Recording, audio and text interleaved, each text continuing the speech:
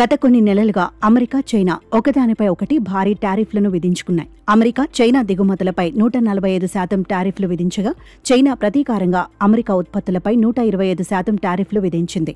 ఈ టారిఫ్లో రెండు దేశాల మధ్య వాణిజ్యాన్ని దాదాపు నిలిపివేసి ప్రపంచ స్టాక్ మార్కెట్లను అస్థిరపరిచాయి.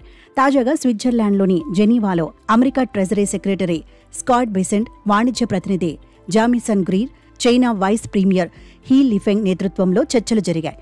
ఈ చర్చలు సానుకూల ఫలితాలు ఇచ్చాయని రెండు వైపులా ప్రకటించారు. ఈ చర్చల ఫలితంగా రెండు దేశాలు 90 రోజుల పాటు టారిఫ్లను 115% మేర తగ్గించేందుకు అంగీకరించాయి.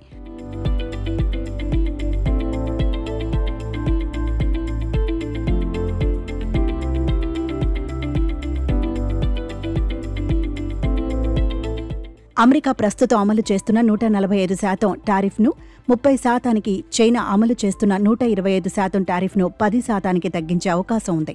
ఈ ఒప్పందం అమెరికా వాణిజ్య లోటును తగ్గించడంలో కీలక పాత్ర పోషిస్తుందని America treasury secretary Scott Besant తెలిపారు. China vice premier He Lifeng కూడా ఈ చర్చలను ఓపెన్, డీప్, కన్స్ట్రక్టివ్గా అభివర్ణించారు. రెండు దేశాలు భవిష్యత్తులో వాణిజ్య సమస్యలపై చర్చల కోసం కన్సల్టేషన్ మెకానిజం ఏర్పాటు చేయాలని నిర్ణయించాయి. ఈ ఒప్పందం ప్రపంచ ఆర్థిక వ్యవస్థకు ఊరట కలిగించింది.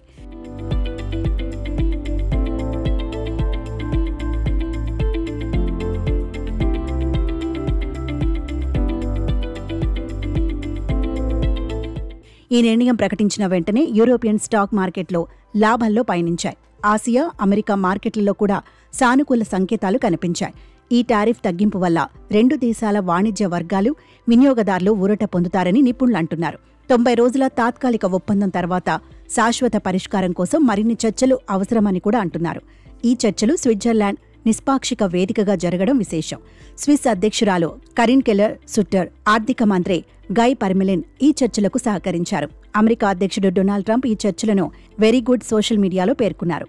ఈ ఒప్పందం రెండు దేశాల మధ్య వాణిజ్య సంబంధాలను మెరుగుపరచడంతో పాటు ప్రపంచ ఆర్థిక స్థిరత్వానికి దోహదం చేస్తుందని ఆశిస్తున్నారు.